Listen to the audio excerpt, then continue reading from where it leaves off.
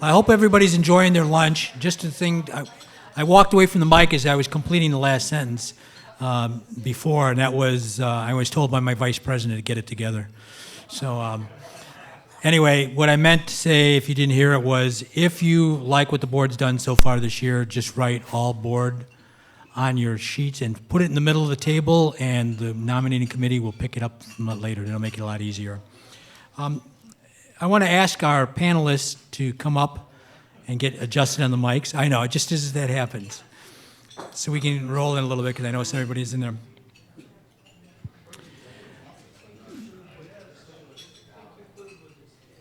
The panelists today, it's an open discussion. The biggest problem that's going on everywhere in the broadcast world is what is broadcasting and how is it affecting our life, probably more than ever.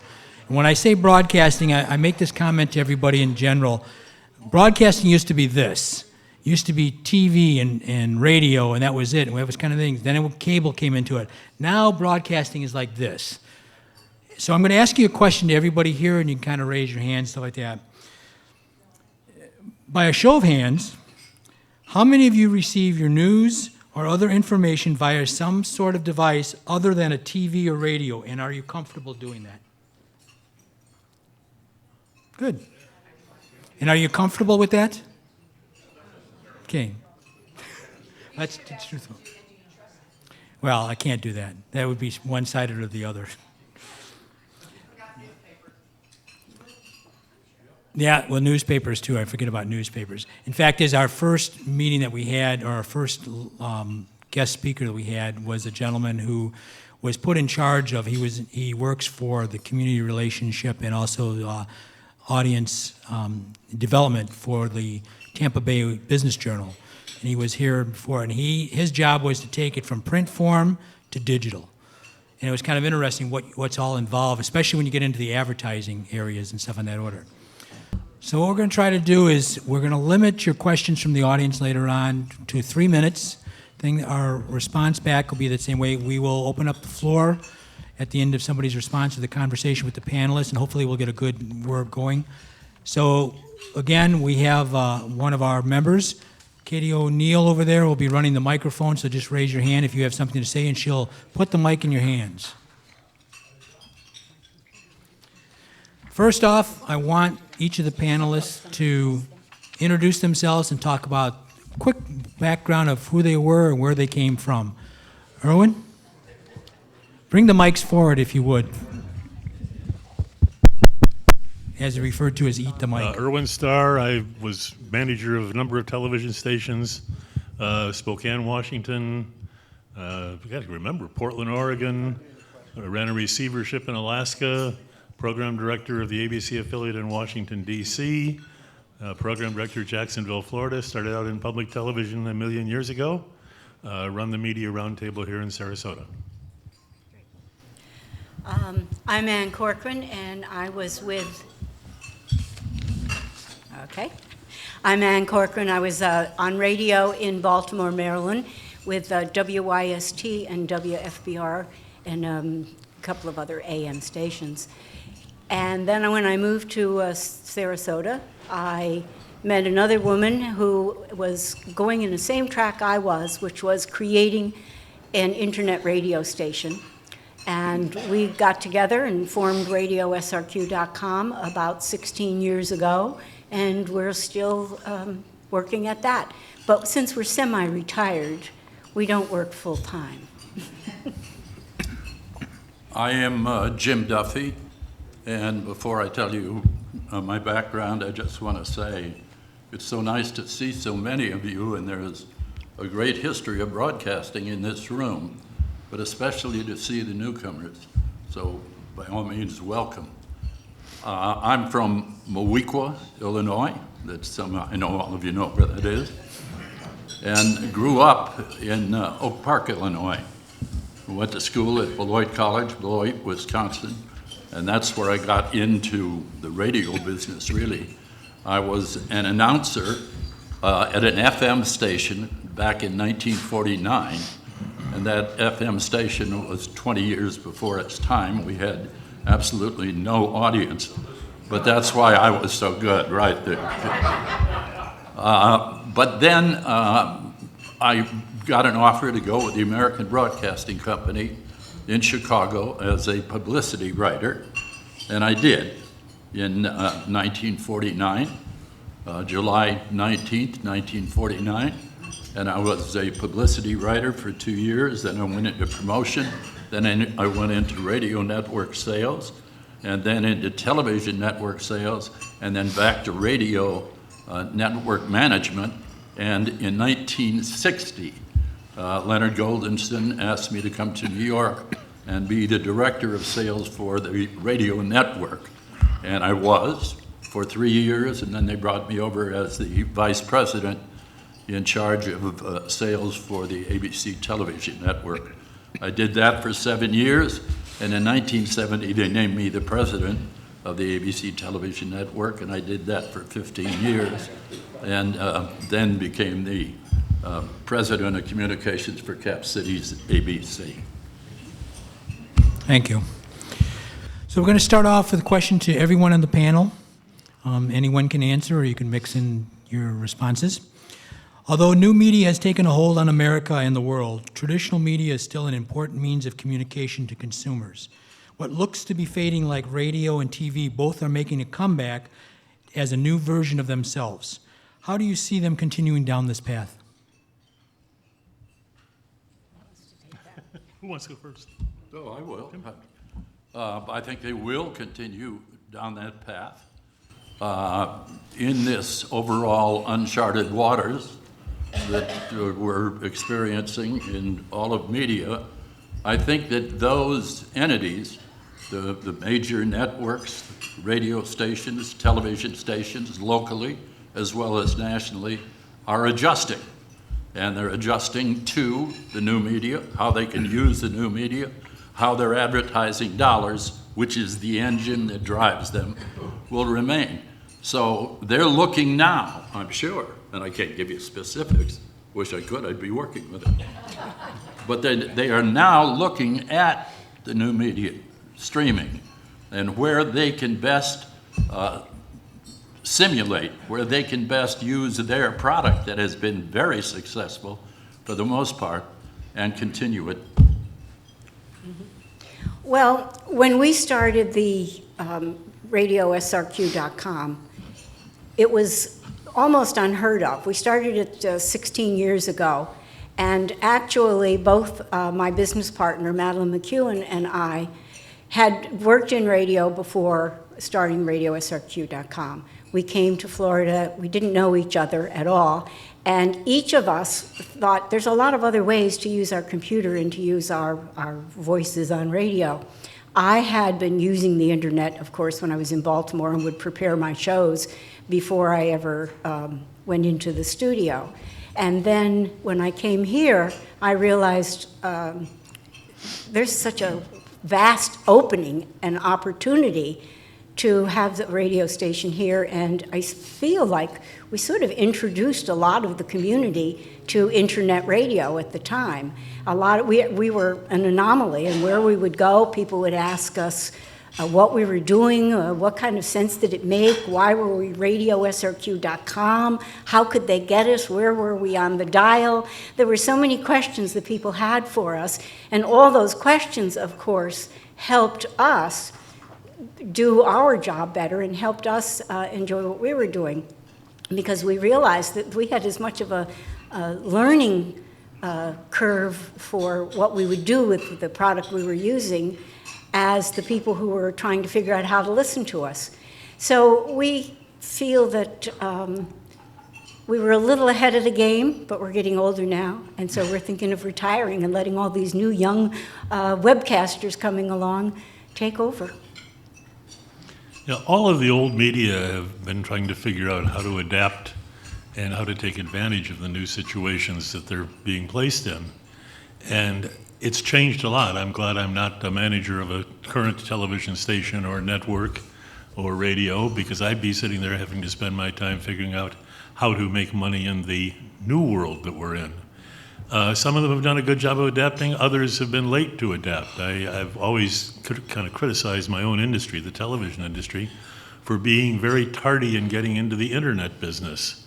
They ignored it for a while. It became at the time of a recession in advertising, and therefore there wasn't the money to put into R&D in the internet, so they let other people take over. It's in most markets, you will find that the local television station is not the dominant internet player in that market for information. In a few that did take the time and did take the money, like WRAL in Raleigh, they are the leader in the internet in their particular market for local news. So it was getting in there early that helped. But now they're beginning to adapt. And Jim made the comment about the advertising dollars driving the media, and it certainly does. But Les Moonves, who is head of CBS, recently made a statement that they said, we are not nearly as dependent on our advertising dollars as we used to be, because they're making monies from subscriptions, from producing the product and selling it overseas and selling it in all the various markets. So they're finding divergent ways to do things. And I think they're a good example of an interesting adaptation to the new system. I don't know how many of you are familiar with something called CBS One, I believe it's called. CBS now has 3 different sources of video that it delivers. The CBS television network through the affiliates, a CBS News stream, which does carry commercials, and then I think it's called CBS One.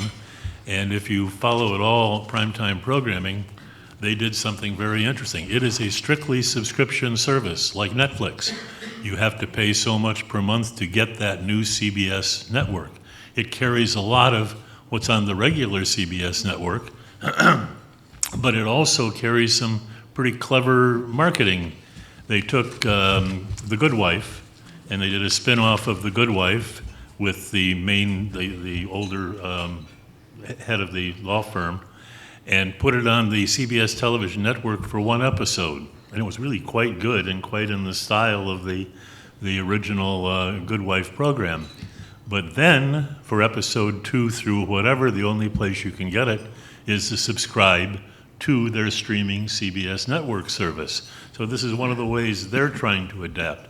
Everybody's trying to find ways to adapt. And that includes all media. It includes newspapers, radio, podcasts. Everybody's trying to find a way to adapt to the new media. And they're all doing it in many new and creative ways. Let me ask you this. Oh, go ahead, Jim. Yeah. I just want to add one thing, and I really do agree with what Irwin said, that there are many other ways now that the major companies are getting income.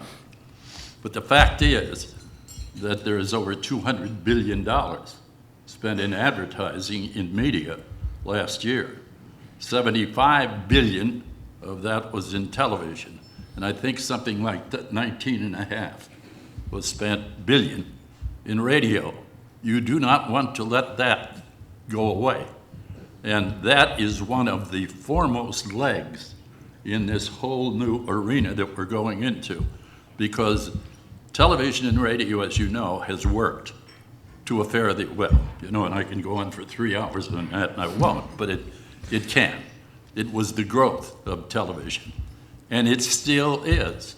So that has to be an important part of the equation. That's my point. But Netflix and Amazon don't carry any advertising either.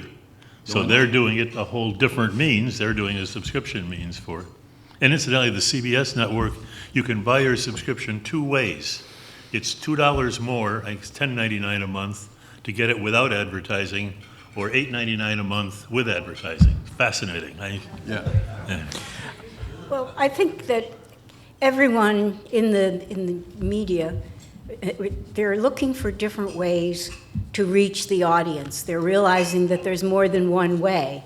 So they're doing programming, they're doing the podcasting. Podcasting has become very popular, and all types of people are able to get messages out. And so in some respects, it's similar to the very early days of radio when people could just have little local radio stations before they all got combined and bought out and put in by other networks.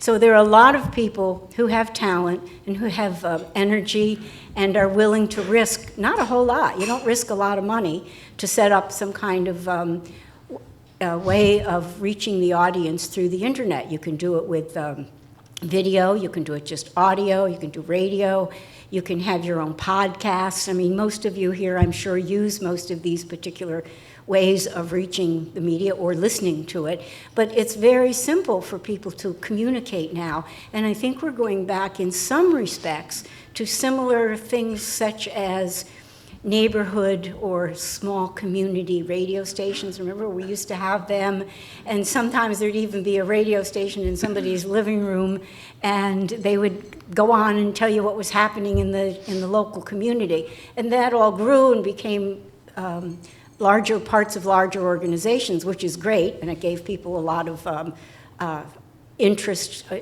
more interesting things to listen to and to see. But I think we're, in some respects, going back a little bit to that so that we're more compartmentalized and we can go in and look for what we're interested in. But I see a little danger in that because I think we also need to be open to what the other people think, what other opinions are out there. So I think we need a real combination of enjoying some of the smaller stations, listening to what's going on with the bigger ones, and we get the choice. But I think it's important to combine them all so you still get a different viewpoint and you don't just get one viewpoint. A question. Those small-town community radio stations were very effective that you talked about. You had to have a license, did you not? Yes. And one of the great concerns now, to me at least, and I hope it is to you, is that in this fold-out of thousands of new ideas and creativity is great, they're unlicensed. And there's not a control sometimes. And there is a message, information, that can be antithetical to what our values in this country are according to the Constitution. That bothers me. So there's no question, you said what is right. There's a wonderful opportunity for creativity, for bright young people to start out and go and to lean on the experience of others. But when are we going to start to not just sort this out, but when are we going to start to have some kind of regulation, even if it's self-regulation on these? Otherwise, we are in danger. Well, how do you do that with the First Amendment in this country? And I mean, that's the basic problem with the internet. It is totally free and open, as it ought to be, and yet I totally agree with you. I don't like to see some of the things, well, can we call it the false news if you want to, whatever you want to call it. I hate to see that happening, but the nature of our system, which I don't really want to change. But you know, the government, a good point there by both of you. The government knew the internet was something that was coming 15, 16, 17 years ago. They refused to even look at it until 8 or 9 years later when they started putting regulations in and stuff like that. Of course, the people who had podcasts and stations and things in this order took advantage of that. But I think it goes back to the regulations. I'm not sure exactly where you start when you're 8 years behind the ball. You can't regulate the internet. I mean, you can't. What are they going to do? Say, for example, you can use the 7 dirty words on the internet, but you can't use them on over the air. What kind of regulation would you put in it? How would you regulate it? I can get on the internet in my home and put on a radio broadcast, and it'll take them a year to figure out where it's coming from. Well, if you can invent it, if you can break it out, you can find a way to regulate it. And one of the great concerns I have, again, is that it isn't just intimate messages back and forth and pictures of your family, which is wonderful. There are now, they say, and I'm not an alarmist, but they say there are planned propaganda campaigns to set up bias, racial bias, way of life and political, and that's because there is no regulation on it. And if enough people band together and put together a campaign that includes some of the new media with a message, then by God, somebody better start to find a way to investigate that and regulate it. I get everything you're saying, and I agree with it, and I understand the point, but I also feel that it's similar to freedom of the press. I think the airwaves are treated, or right now in the new mediums, are treated in the same way that freedom of the press is. People have the right to put it out there, and what we need to think about is the education of the audience and how to get the audience to understand what is being put out there that's fake news. We need to come up with some ways of recognizing it, and not necessarily controlled ways, but ways in letting people understand that don't believe, back to the don't believe everything you read and don't believe everything you see. And I feel this way with the internet. I think we still need all those freedoms, but we need to have perhaps even just a central place where you can contact some organization and find out how reliable is it, how honest are the things they're reporting. Perhaps something like that the FCC could get involved with, but not controlling what they say. Katie, can you bring the mic up front? While we're waiting for that, I remember when there was an era when the broadcast industry was being criticized highly, and the answer to that was going to be, well, we've got to do teaching in schools about how to appreciate the media and how to judge the media, and it never happened. It never will. Would be desirable if it could, but when we have trouble teaching social studies these days, how do we teach that as well? I was very interested in, this is a whole new world, and I just as a comparison, I was at a writer's workshop in Tampa about 8 years ago or something, and they were saying, there were publishers there and people like that, and someone said, well, what about ebooks? And they all went, oh, what's that? And you see what's happened. And I think that's also with big television business as well. But one of the things you're talking about is we have most important, we don't have any guiding principles. You look at the low level of what our communication has become, and it's I just think it's great. It's all breaking up and falling apart. And as someone said, Trump used CNN to advertise for nothing his run for office. And I'm not trying to be political. I'm just saying, we've gotten to the point where it's so manipulative, emotional. I can't even watch the weather anymore. And the rational man has died. And so I want to say, as you were saying, about there are no guiding principles. And I think if we can find a set of principles, at least that are our guiding force. And I love the thought of an ombudsman that says, like a clearinghouse, not censorship, but just said this doesn't really resonate. We just don't have anything like that. I'm not proposing that it doesn't get on the airwaves, or that it is not heard or read or seen. Just that we need to perhaps educate, especially some of the younger people coming up and getting into the industry, into the importance of sticking with the truth, the importance of doing some fact-checking. But if we don't have principles, a set of some kind of principle, I don't know who's to develop it, ethician. So you lay out a set of principles. Why do people have to stick to them? I mean, it's a great idea, but it's got to happen. That's supposedly our set of guiding principles, right? Which is freedom of the speech. Freedom of speech. I mean, that's the bottom line, and that I think is one of the most important things that we have in this country. And we have expanded freedom of speech to talk, in any way that we get it out there, whether it's in print or on media, radio, television, now the internet. And I think the internet is one of the reasons that it is so important to keep freedom of the speech, because there are too many people that would like to have only their view. And I think we need all views, whether I like their view or not. I need to hear it. Sometimes it might change my mind. I was Two more toying questions a before. few weeks ago with the problem of, okay, people don't trust the media. And I've got some statistics on that which are surprisingly better than one might think. But let's say people don't trust the media. So let's say that I had a cable network like MSNBC. And I decided, okay, I'm going to try the old Orson Welles Citizen Kane routine. And I'm going to publish my manifesto of truth and honesty in the American way. And I'm going to run my radio or my television network this way. Do you think that's going to get me any more listeners? That's the problem with the idea of laying out a set of guidelines for the good. I don't disagree with you. I just don't see how you can do it. Okay, we have Hello. one question. Let's take another question. We would Mike? Yes. Let me get over here so I don't get feedback. Because the speaker's over there.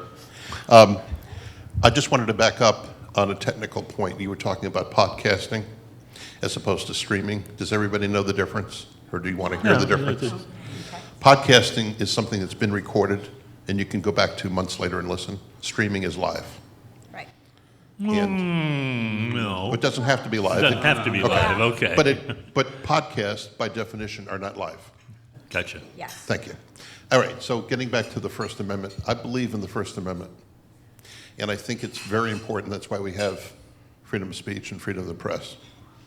But there used to be, I guess, I'm not sure of this, if it's still done, but journalism schools, they would talk about straight news versus opinion.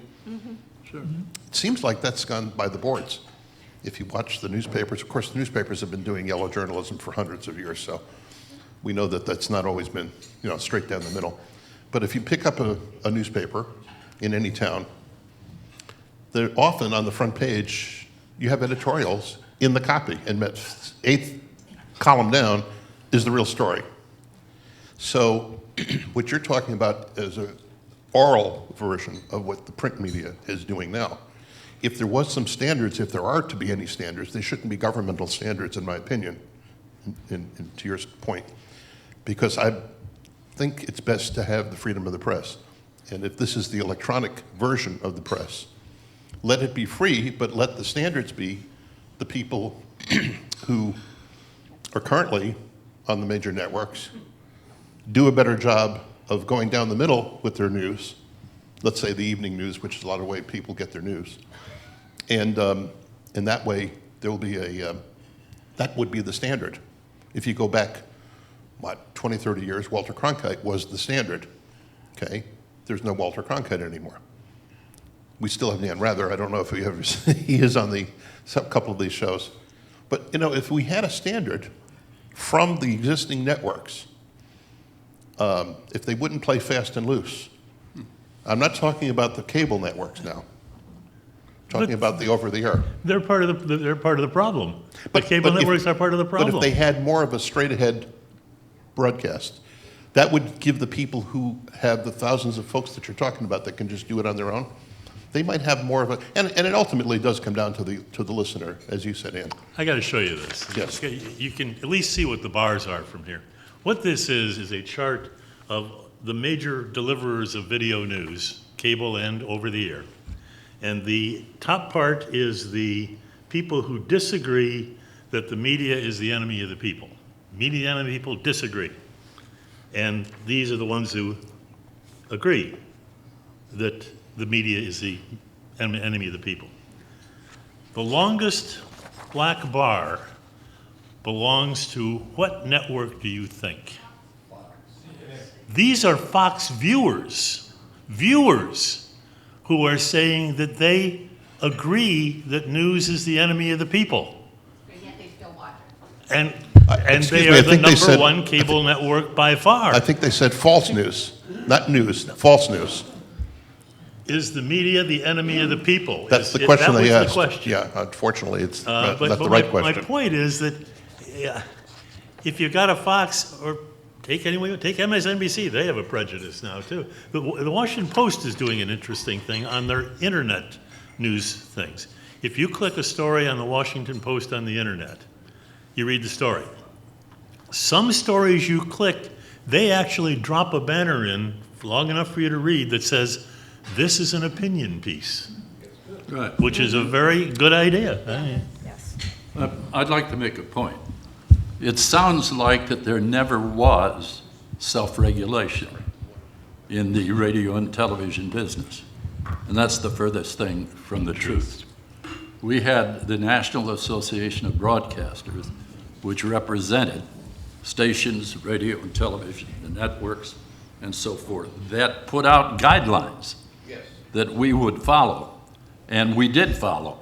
And we had, as a network, so did NBC and CBS and then Fox when it came along, our own guidelines even on entertainment programming, where if a producer that we purchased a situation comedy from or a drama comes in and there's too much exploitation, too much violence, even sexual content, it was refused.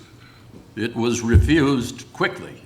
And in those days, the three networks, and then when Fox came along, dominated viewership. One of the things that bothers me most of all now is that in the average of the four networks per week, the largest average last week, as I remember it, was NBC with a 6.5 rating. That's 6.5% of the total television sets in the country. And CBS was second, I believe, with 3.6, and ABC had a 3.2, et cetera, et cetera. And I will tell you, in my day, old fogey or not, those shows would not have made the schedule. Right. That is just so low. So now what they're going to do, as I understand it, with the streaming and other opportunities for distribution, is come up with packages that will include the audience on the television network, your television network, plus the streaming, plus the repeats. And they will, the networks will get their own streaming device, which CBS has done, but they'll also start producing more of their own shows, so that in licensing, where it used to be the Warner Brothers or Universal would bring in a pilot and you would buy it for 2 runs, and then they would own it. The producer would own it. Now, the networks, the company will own it and maybe have 6 plays and can do it over this cross spectrum of distribution that we're living with today. That make any sense? One bit of historical perspective on that National Association of Broadcasters Code of Good Practice, and it covered everything. It covered program content, number of commercial minutes you could put on the air, all of that stuff. Guess why it went away? Deregulation. No, the Justice Department found it illegal. Remember? The Justice Department found it, I can't give you the date, but they found it illegal based on the fact that it could limit the amount of commercial time a network could offer, and therefore it was collusion of the 3 networks at that time to say there will be no more commercials than this, which kept the rates up. And that code, and the NAB, I think the NAB and the broadcast industry was delighted to see it go away, frankly, because it gave them a lot more freedom. But it came about as a part of a judicial ruling, which always surprised me. In the back. Hi there, I'm Mike Eisgrau, and it's good to see my 2 fathers up at the table there, Jim Yes, and Erwin, son. and And what about your daughter? my lovely daughter Ann. If you give me a chance to talk for the 240th time, I'm going to have to say, sadly, that as far as the internet is concerned, as far as the diversity of sources of information is concerned, the genie is out of the bottle. I'm listening to this discussion, and I'm thinking back to what Jim was just talking about. Yes, 40 years ago, we had a much more cohesive country. We now have a fragmented country. I frankly never understood, even when we went into the cable business, how they made money off all of these channels, because there's just so much audience that's fragmented. And very frankly, and I'd like to get your thoughts on it, I just don't know how you can put the genie back in the bottle. How do you do that? Let's have some rules, let's have some this, let's have some that. Take a look around. We're preaching to the choir here. But that younger generation, and as Erwin has heard me say so many times, the disconnect between us and the younger generation is not listening to it. And it's almost like the Wild West out there. For all the First Amendment goodness and diversity that the internet has produced. My comment, that's enough. Well, I don't Easy think, answer, you can't. yeah, no, I don't think you will put the genie back in the bottle. But I think there will be a new bottle, and we'll put Mikey in it. And we'll go forward from there. I think, Mike, we've had this conversation, and I do agree that the new generation, millennials and so forth, don't have the same thought process, et cetera, et cetera. Not at all. But they are running into some of the same problems that we did when both radio and television were spiraling out. And as you know, there are so many new ideas that are coming along that simply don't work, that they are rejected. I noted that Comcast, maybe you saw this story, just paid $500 million for Snap It, or Snap Inc. Snapchat. And in the first 2 days, when the market went up, and then it just spiraled down. So there are so many dead pigeons, if that's a way to put it, that have been laid out on the table. There really are, and they will find a way to succeed. And one of the ways that they will find a way to succeed is coming up, hopefully, with their own self-regulation. Everybody shivers when you say regulation. Okay, their own standards and practices, their own conditions that will let them advance to take advantage of whatever their audience is, and advertising that will go along with it. The biggies Okay, are Mikey? biggies are being forced into that, and Facebook is a good example. Facebook has tried, I'm not saying they're succeeding yet, but they've tried to put in regulation, self-regulation of what they will allow, what they won't allow, how they will handle advertising, how they will handle now the fact that they're getting live suicides. Yeah. Live suicides because of a system they set up for live telecasting, but they're trying. So the bigger you get, and they're not the ones that worry me. It's the little guy, not the little guys. It's the activists, one way or the other, who can put out false news, say anything they want to, do anything they want to, be a propaganda arm. The biggies, I think you're right, will find self-regulation. Well, I was thinking similar things, that it brings out the values of various people and various age groups.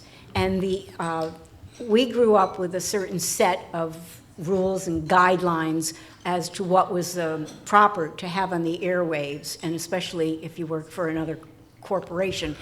We went from that little radio station in somebody's kitchen to regular, more radio that had people in television, that had people who understood the guidelines, who wanted to be part of various corporations.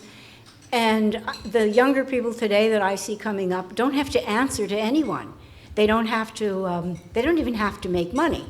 You could just go out there and get a computer and get a microphone and get online and create your own station and say whatever you want. So they don't really answer to anyone, and I'm not saying that we need any laws that stop it. I don't want to interfere with freedom of speech, but I think maybe we need some colleges that teach some courses in how to discern what is real and what isn't, to pay attention to what you're reading or hearing, and to challenge everything that you're listening to challenge the younger people to understand that you have to really discern for yourself now, because so many of the controls and regulations have disappeared. Question in the back. Just, Rusty had one. Rusty has one. 3 quick points. One is, I think the reason it can't be regulated and that the genie's out of the box is it's global. It goes all the places in the world, and that's one of the reasons that entrepreneurship is so big in Africa. Over there, there's some system in places like Uganda and Nigeria where you can get one of these for $10, 10 American dollars, and do online education. and it's subsidized by the government. The second point is, Tom, did you go to the Podfest over in Orlando? Or Joe? No, I did not. Did anyone else in the room go to the Podfest? Well, I ought to give you a quick report because I went. 400 to 500 people were at this national event at a big hotel in Orlando, and they're all officially podcasters. A few of them want to become one, and they were there to learn. But I'll just give you one example. There's a guy up in Ocala. He's called the Horse Radio Network, and he has 7,000 listeners, 200 sponsors, and he has a morning show that's his main show because the people who take care of horses clean out the stalls in the morning. And what they do is when they're cleaning out the stall, they listen to his podcast, and they stay very contemporary. The advertisers on his network are all related to horse products. So what's happening in podcasting is you can listen to it when you want to, you can be niched exactly in what your interests are, and you can listen, I guess I said whenever you want to, but the point is that it's going to affect radio. The impression I had driving back to Sarasota was there's no way that this podcast phenomena is not going to affect commercial radio because people are really interested in their own interests, and they're going to be able to get their niche. And the third thing I want to say is Jamie is aware of a book that is written about all by a person that understands the new media, and I just want her to give you the title and the author if she can. Sure, it's called Jab, Jab, Jab, Right Hook. It's about all of the social media platforms and how they are interweaving with all of the traditional platforms. I did want to take a minute, too, to make a comment and to ask you a question, being of the younger generation in the room. What you're talking about teaching at colleges, they do. It's critical thinking, and when you submit papers or anything you're submitting to your professors, any source you cite has to be from a reputable source. Wikipedia is not a reputable source, and depending on the professor or the institution, they may have higher or lower standards of what you can reference. I think it's across the board. It's everything from the college institutions to your family values to your community values, as well as just global values. It's really hard for me to explain to my daughter when you see things on the national news that are biased or that are referencing WikiLeaks and things like that, that's considered a credible source. But I think across the board, I've been in PR a long time, but I also do marketing and advertising. So my question to you would be, as we're trying to find new ways to make money, because everybody knows that's what drives everything, do you think they're creating more of a problem for themselves? For example, what you referenced, it's called CBS All Access. I love The Good Wife. The Good Wife. I'd love to watch The Good Life, but I'm not paying on top of my $200 a month cable bill to do another subscription, regardless of commercial free or whatever it is. I give them too much as it is, I feel like. Do you feel like they're really creating more of a problem? Because again, they're creating more noise, more saturation, and just again, spreading information and everything too thin. My daughter, who is gifted, very smart, she is oversaturated, too much noise. By the time she comes home, she goes to the collegiate school, so she's in advanced studies. Her mind is going a mile a minute. I have to try to slow her down on the ride home just to catch up to her thought process because she's just going a mile a minute trying to catch up with her. So do you think it's going to be more of a problem? And as an advertiser, I get you guys, sales reps calling me all the time saying, oh yeah, we reach your newspaper.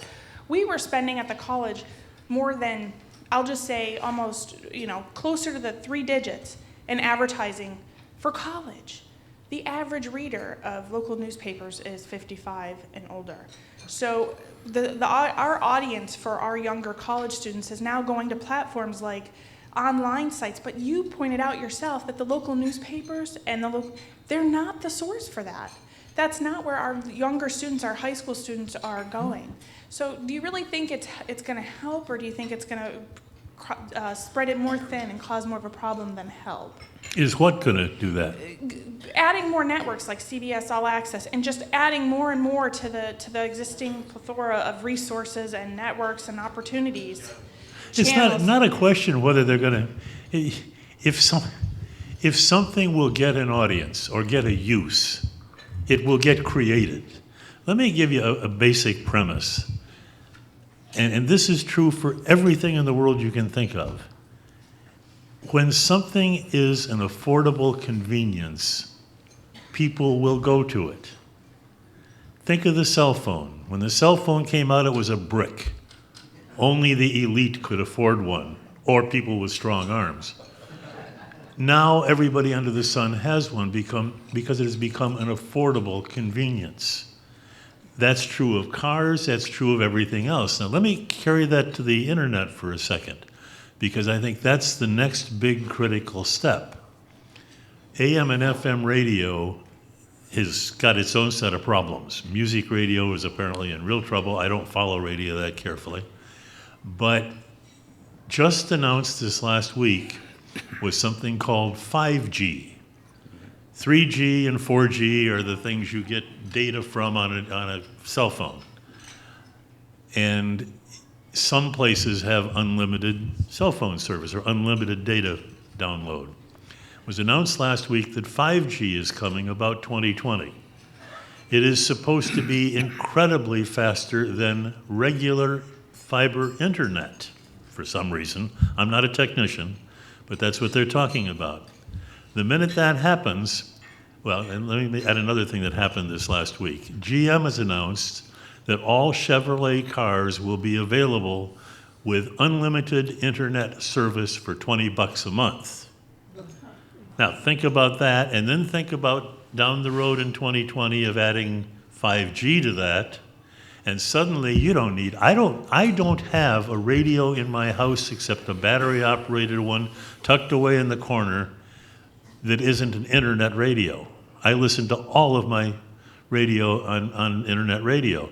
I happen to enjoy going to bed early and occasionally tuning on Fresh Air. If I listen to it on WUSF, I can get it at 9 o'clock. If I want to go to bed an hour later, I tune in Minneapolis Public Radio, where it's on at 7 o'clock their time. And if I really want to go to bed late, I tune in Oregon Public Radio. And my point is that it's become so convenient for me to get those things I want. And it's affordable convenience that makes these things happen.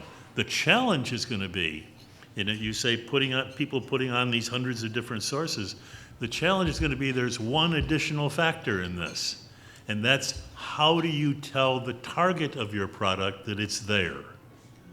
And I've always had the concept, and Jim and I have argued about this a lot, whether promotion or content is more important. Content is no question important, but unless you know people, let the people know that it's there, it's nothing. So finding the way to promote and tell people. But you also, I think that's a fine point. I really do. But there is an old adage for the old folks. You're a younger generation with your sleep. Oh, thanks, Jim.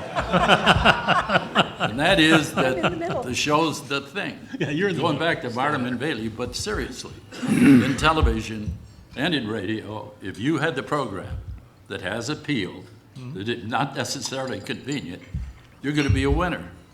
And witness the horse guy. Beg pardon? Witness the guy with the horse network. Yeah. Good point. Yes. And if you start to play around with that programming, as the networks did and local stations, I guess, did, and start to cut budget so the bottom line will go up and come in with reality shows, as the networks did, starting with Survivor, you may recall. Well, those shows, those reality shows, tape, film, whatever, were half the cost of a filmed hour-long show, or 2/3 the cost of a half-hour situation comedy. There across the board, we've started to get reality shows, including, what's the name of Arnold Schwarzenegger's famous show? Celebrity Apprentice, but the point is, the audience started to look elsewhere to some degree. And certainly the younger audience, the millennials, whatever you want to call them, Generation X, started to look around. So it is up to the management, the leadership of individual networks, stations, podcasts, whatever it is, to determine that excellence and determine those values. Then we'll start to see, I think, this thing settle down and sort it You out. know, a couple of things too that you just mentioned and we talked about in questions. One is going back to podcasts. Podcast is the fastest growing advertising thing in the United States. It's growing so fast. And why? Because the people who are creating the podcast know what to do with it. They know they can put it on TV, they can put it on your devices, they can put it on website, whatever the case may be. They actually have 2 agencies that do nothing but podcast advertising out there. And on another note, too, you were talking about, having access to radio and things in this order. Any broadcasters that are into the internet access can turn off any country in the United States or the world when they want to. They don't want to because they want the numbers. But they can turn off and on any station anywhere that's being broadcast to. Why? Because we learn way in advance that the internet radio allows you to send a Muslim-type negative to a country that's Muslim, and they have access, and they will come or do something to you or break it up. The idea is that you have to control everything that's out there. You were talking about controls. If you are doing something on a pod show and you're on a global basis or you have a subject, there are people out there who live in other countries that probably don't like your subject matter. And this is a good way to get, because you will get attorneys who try to sue you because Also, of that. some of those countries can turn you off, too. That's I mean, exactly right. China can- Exactly right. So it is another thing. One other thing, too, to mention here is when you're talking about podcast and when you're talking about people using it, podcast is the newest revenue maker, and the reason for that is it can be, you can intersect things into it. You can put it on the beginning, you can put it on the end. You don't have at the 12-minute mark, we break for the commercial. The person in control. But the key behind podcast and a successful radio show or TV show, still the content is important. I won't take that away from you. It's the character of the host. You will listen to a host because they have character of whatever nature that is. They could be a good presenter of news. They could be a clown. Howard Stern did not get to be where he was by being the normal person on the street. And he's a clown. And he's a clown. But the idea is that that's part of the whole thing for the next generation, the character. And I agree with Ann. There should be classes or teaching or something for these people to become the next version of good characters and good hosts on radio, TV. The greatest problem that television stations, not networks, but stations and radio stations face is they still only can do things in a linear fashion. Whereas if they get into the podcast business or the Netflix business or whatever, they can get into the by choice phenomena, which is where it's all headed. And that gives me fear, not for networks who can, a CBS can set up a system so that you can go to a CBS site and watch whatever show you want to watch, with or without commercials, depending on them. But the stations only have a linear basis of doing it. And that is one of the primary concerns I think all of us, at least in the television business especially, have regarding the availability of news and local news. Local news has gone to hell in a breadbasket because so many less people watch it because they're watching all the rest of this stuff. And if we don't keep local television stations healthy, we will do without. I suspect there will be a day when a market, even like Tampa, will have one, possibly two stations doing decent newscasts. The rest will fall by the wayside and put on all entertainment programming or something. But that's the biggest problem. And yet, I'm a podcast fan. I mean, I'm guilty. I'm guilty of that against my own local public television station or public radio station. I listen to more public radio on podcasts now than I do live, except for the evening newscasts when I listen to the morning and the afternoon news show.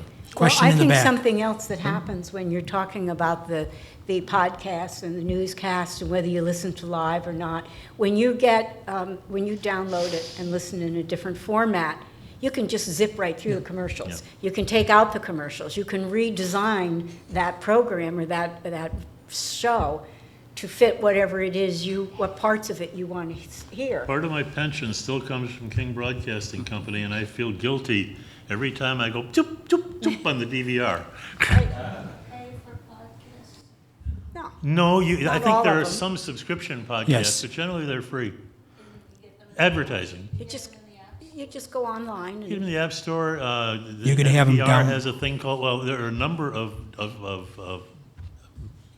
what do you call them? Apps Apps. for cell phones that you can pick up virtually any station and many podcasts on that one little program. Just look up podcasts on whether it's Google Play or whether it's iTunes is another yeah, one. iTunes. iTunes.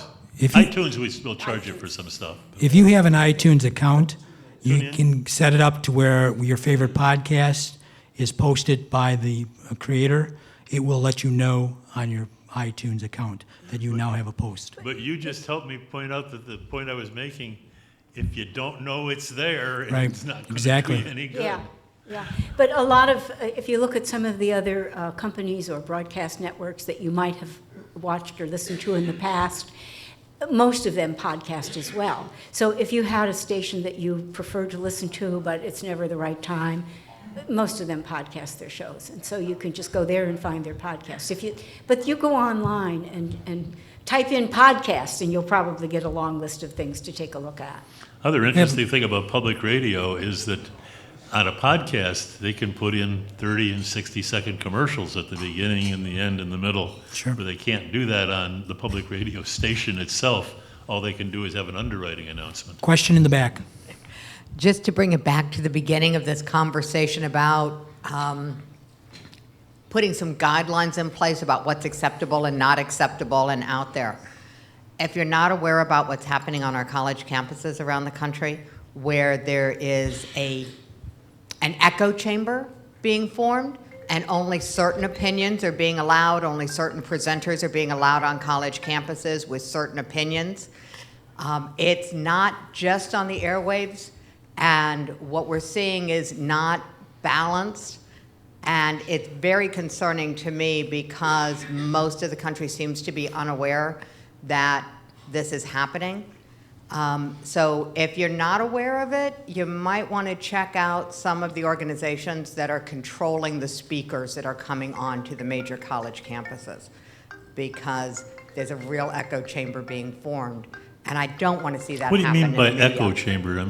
An echo chamber is where only one opinion is allowed, so Oh, that okay, your okay. opinion bounces back at you, Okay. but there's never a balanced voice. Understand. Yeah, so that's what's happening. And so that's why when you talk about regulating the media, it's like, You know, I'd rather have the Wild West where there was at least a shot at knowing what was going on in the world than to have somebody saying that's not acceptable. But the basic problem we have is that people will listen to or watch what they already have an opinion on, rather than, I go back to those wonderful days, to reminisce, 3 television networks, and we all watched one of the 3 network television shows, and we all had the common experience growing up, and we all watched the Kennedy assassination, and we all watched it together, and that don't happen anymore, unfortunately. Well, unless there's a major event, then we watch together for sure. And Probably not in the networks quantities now, we used to, though. Huh? Probably not in the quantities we used to. Well, certainly the Super Bowl had 111 million viewers. And I think was that thinking of was, world I think that events. was the second highest. And I think that's Yeah, a no, pretty you're good right. audience. I think it's what you talk about the assassination, if there is another assassination, everybody's gonna watch it on every media available. Yeah. There are Yeah. commonalities still. Yeah. There's but not necessarily the common experience. It's a different interpretation of the experience. Rusty had a comment too here now. He's been trying to. I used to hear all 3 of you talk about regulations. We used to say, please don't regulate us for anything. Please change that regulation. Now you're asking, why don't we have more regulations? But we sat in different chairs, Rusty. I don't think I asked for regulation. You know, back in the glory days, news regulated itself. By that I mean that a reporter went out, Fulton can talk to this, there was a editor there with him or back in the studio, there was a news manager, there was the head of the news, and with the network there was the head of the company that could regulate that news and say, no, you can't do that. I mean, you are going, fairness in news is a must if we're going to have an audience. Today, It's always been filtered through somebody, and some filters were better than others, but it's always been filtered. well, I don't agree with that. It's there have been opinions from different commentators, listed, named as a commentary, but on your evening news, be it Walter Cronkite or Dan Rather or Peter Jennings or whomever, that news was supposed to be balanced. And they watched to make sure it was. We were not there to guide a political outlook. So you say it's always filtered through. I don't agree with that on a network basis. Okay? If I'm, I don't think you Boing. agree with that. boing, boing, boing, boing. There's nothing there. He turned it down. Are you speaking or not? Real quickly, because you brought up Dan Rather a couple times, I don't know if you're aware of, I find the millennials have nothing to do too much with news. They're not that interested in the news or elections. But the Facebook they're very involved with, because it's their communication level now of having so many friends. And the newest thing on Facebook, I don't know if you're aware of, is Dan Rather. Over 1.5 million people are now subscribed to it, called News and Guts. And he puts out some rather interesting anecdotes about what's going on in the How world. long is it? They're short ones. A lot of them are just written. Some of them are videoed. And, but it's just go on Facebook and type in News and Guts and be a member. Old Dan found a seat, huh? He did. He found a good one. I made a comment at the recent media roundtable, I think it was, that said, wonder why one of the 3 major, or 4 major networks, if you want to include Fox, hasn't come up with a Facebook version of the evening news. That, in fact, one of the other reports recently was that both the Times and the Washington Post are getting increased subscriptions from young people. So there, I think the comment I made at the time was, there's hope.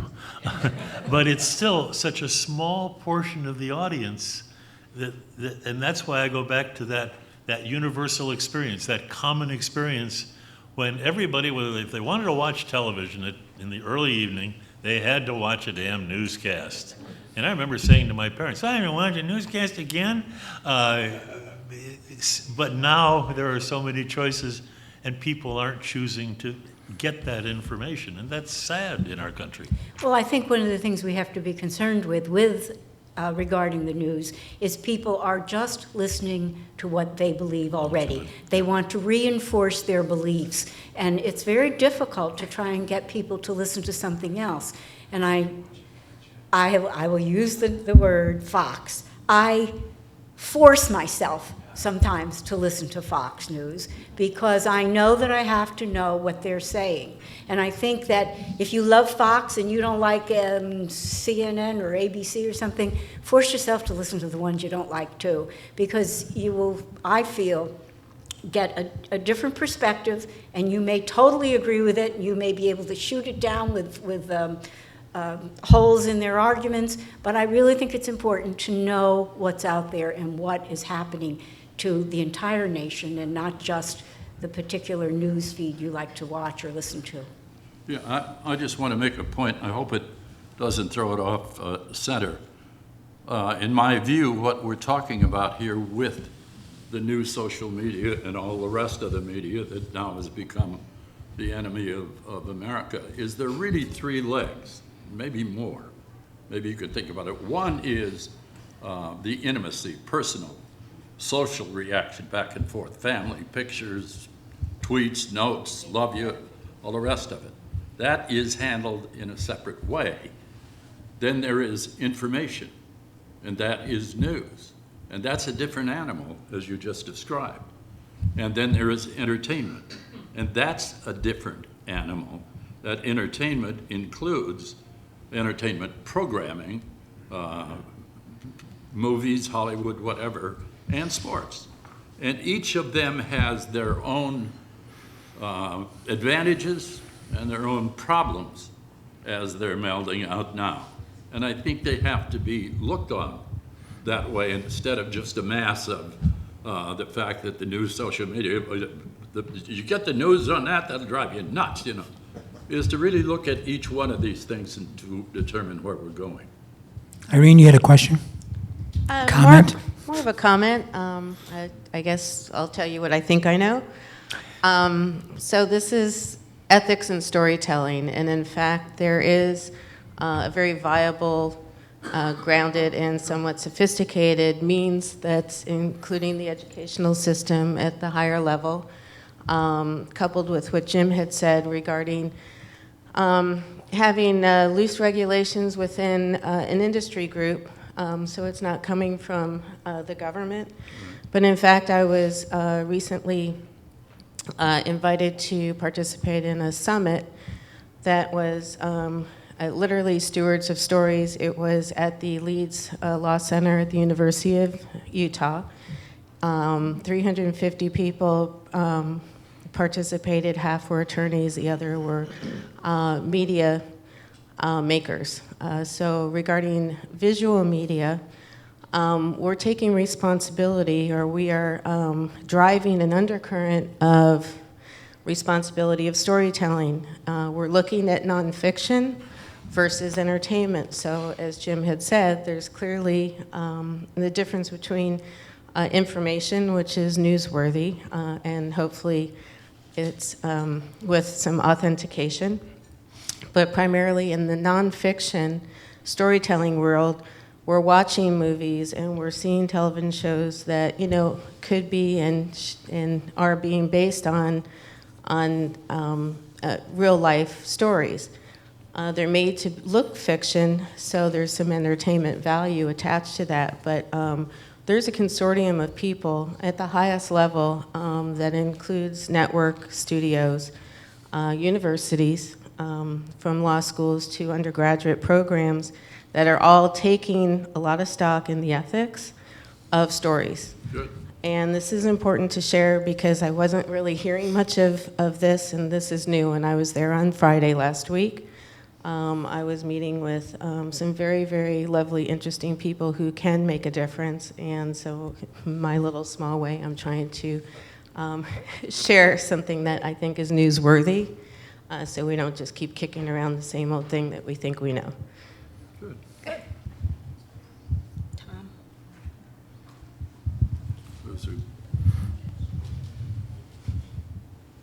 The comment I'd like to make is that there is restrictions to freedom of speech. You cannot yell fire in a crowded theater. And that has been long established, and I think we're pretty close to doing some of those things today. Thank you, Thomas. Have you been talking to my husband? Take a couple more questions before we have to wrap it up.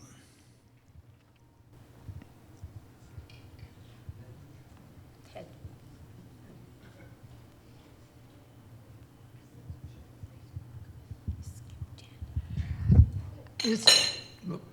It's been most interesting, but on a lighter note, Jim, Yeah. you held an incredibly powerful position. When something happened nationally, globally, you were there. You were a participant. I've always been a spectator, so I know my side. How was the transition? I mean, would you now like to go back and shake a few people and say, this is how it should be run? Yes, I would. Is it difficult having to sit Yes. and watch? Yeah, it is. We have conversations about this because in the glory days, there was a control, and there was a mission that went beyond just the bottom line, and that was there was an ethical position, a morality, that what we are programming, what we are giving out to the nation in information is factual and actual and helps build the values that we're having. And after all, and I said this at Irwin's roundtable, on the last roundtable, we're dealing with kids. And television and radio are really powerful. And I learned that the hard way. There is an influence there that is picked up. Not that the new social media isn't, maybe it is, let's see. but with television it is. And you give out a bunch of scurrilous messages, or you get enough killings, or you get enough, language means nothing now, as you've seen. And cable kind of did that, but the turning point, and I won't make it too long, was when television came to fruition. And that was in the late 70s or early 80s, when you had a television network, including ABC, that had everything in place. We had the stations across the country cooperating, and they were carrying the full network, no preemptions. And we could offer to an advertiser programs that would really sell their product. And we proved it to them. The Ford Motor Car Company one year bought Bridge on the River Kwai. Do you remember that movie? Mm-hmm. Yeah. Strictly on it. They could not believe the upgrade in sales of their automobiles after that weekend. But at that time, then came deregulation. And at that time, major companies, General Electric, what's the basic one of all that bought Cap Cities, of course, but they were in broadcasting. Well, RCA was there. General Electric bought NBC. Oh, no, the Lowe's Theaters, okay, with the, bought CBS, the magnificent, what was his name? Tisch. Yeah, Larry Tisch. He tore that beautiful piece down so fast. But the point is, they bought it for profit. And after that, then it became the bottom line. And after that, you cut some staff. And after that, as I said earlier, you went to reality programming. You went to cheaper programming. Keep the ratings up, but cut the costs. It's the bottom line. And that was antithetical to what we'd grown up with. So you ask me, would I like to go back? Yes, I would. And I'd like to tell that to every leader in America. Not that I'm so great at all, I don't mean that, but it's changed. And we have to do something for our future generations, or we're in trouble. I'd love to go back to the days when the Bullets owned King Broadcasting and the Binghams owned Louisville, and some of those still exist. The what's the family in Raleigh? What's the family in Raleigh? Hubbard. Well, Hubbard in Minneapolis. Yeah. But there are not many that are still family owned. And I remember working for King, and the worst profit lecture we ever got as managers was Ansel Payne came in one day to our managers' meetings and said, guys, and I'm sorry, they were all guys at that time, now they're at least half women, but guys, we've got to return as much to Dorothy as she can get in a treasury bond. And I'm serious, he said those words. And now that was the era of 11 and 12% treasury bonds, but nonetheless, it was also a period when much of broadcasting was doing 30 and 35% profit at local stations. Interesting Ted, time. last question from you? Yeah. Hi. Well, a comment and a question. First of all, apropos the lady's comment to... Okay, Mr. Duffy. Recent survey had ABC News as the most trusted broadcasting news source. So maybe they're still listening to you. But as a question, I just wondered how programs such as AdBlocker Plus might affect future internet media revenue. The news is programmed by the local station, news editor, by the network or whatever. The advertising does not dictate anything, at least in my experience. It did when we started, back in the 50s. I can remember it so well. I was in charge of sales for the ABC television network, and we had way less number of stations than NBC and CBS. So we really had to work hard and do it. But the season would start in February for the next fall, and they would go to CBS, Philip Morris, General Foods, Procter & Gamble, and they would either buy one of CBS's shows or put one that they had bought from a production outfit. That was kind of dictating your schedule. And then the other two networks, ABC and NBC, would kind of program around that and go out. But advertisers do not dictate programming elements or news. Now, that's a fact. And there's also, I want to add, there was always some public affairs programming. And I don't really know the laws in terms of the various television stations, but in the radio stations, we had to have some public affairs programming. Right. So there would be people from the general public that do a particular show. It could be a person, generally it was somebody at the station who perhaps monitored, was the moderator of some kind of show of that nature.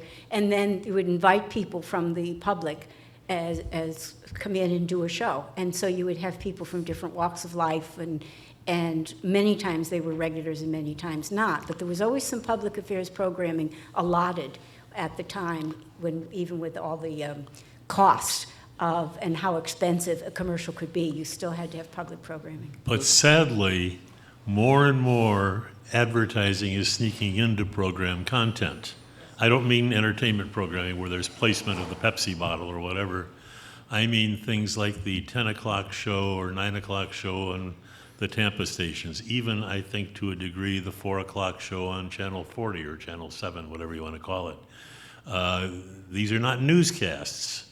These are the talk variety things, and you think these folks are coming on and talking about their yoga class for nothing? Now, they are supposed to be, if there's an actual dollars or anything exchanged of value, it's supposed to be announced at the end of the program.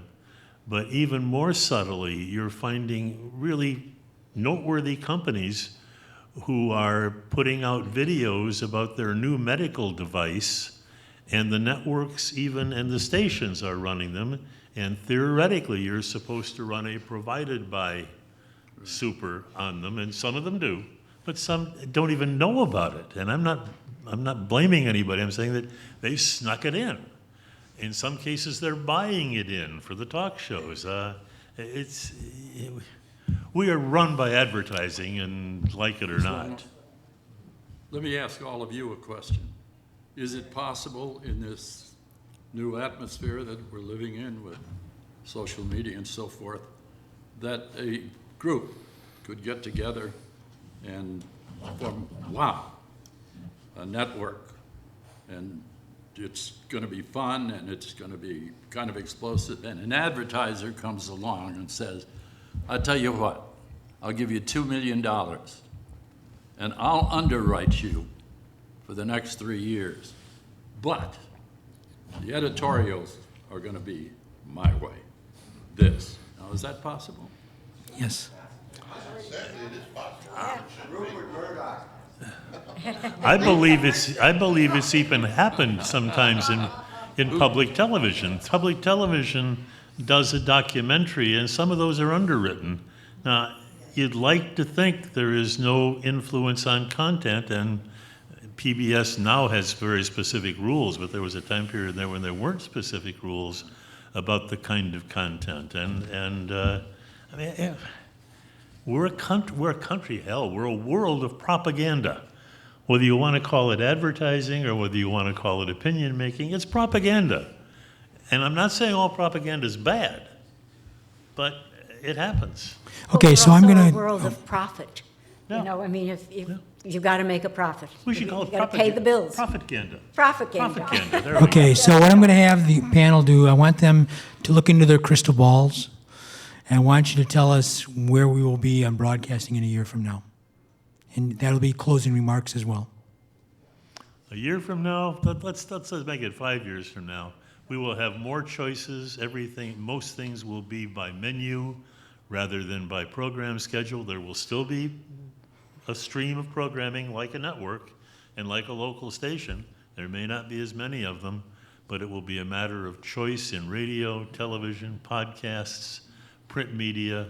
We're moving more and more toward individual choice. Good or bad? Yeah, I see it the same way, that we are, instead of really broadcasting, we are taking things in so that there's smaller and smaller casting of some sort, whether it's podcasting, narrowcasting, thank you. And the overall broadcasting that people used to listen to, so we were all on the same page after the 6 o'clock news, or even now all the people that listen to CNN or Fox or whatever station they're listening to.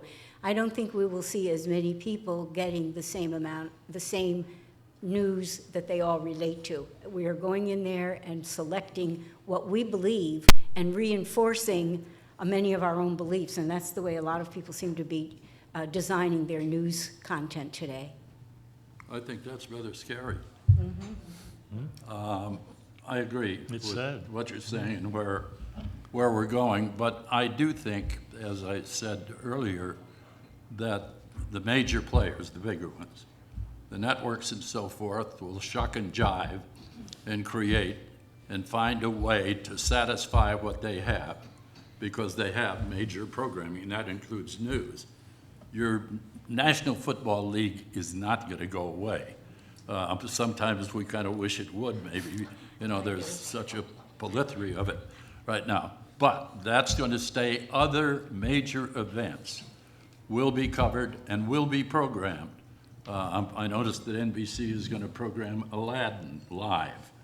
They did Sound of Music, which didn't get great reviews. I think that there will be the continuing creative thrust to find new ways, new avenues that will bring audience that you can sell your advertisers to. But I don't think there's any question we're moving more and more toward individualized kind of. Yeah, I think also that the cable industry will begin to suffer. They will begin to provide more unbundling, because there will be other ways to deliver video. Well, you keep in mind, there's still they still have a control, because there are only two major ways that you can get decent internet, for example, in most cities and Sarasota. Fiber from Fios or Frontier and Comcast's cable. And as long as they control that and control the content that can go in it, they can bundle it together to make the price right. But if that, right, but let me finish the premise. The minute there is 5G that you can pick up through the air, and it becomes, pardon my expression, an affordable convenience, then you can start really unbundling, and you can buy CBS video, and you can, or you could also put up an antenna. I was just going to say. I think we got to get back to the antenna someday, too. Well, you can be your own server as well. Yeah. You can be your own server and have your own network. But I suspect the 5G isn't going to be as inexpensive as 4G is now. Who knows? Well, on that note- Competition is the key. On that note, I want to thank the panel to fill in, and also your input that came from the audience as well. Please remember your votes. Good. If you are a member, don't forget to vote or put your nominations out in the middle of the table. Somebody will come by and pick them up. Thanks again for attending. We'll see you in April.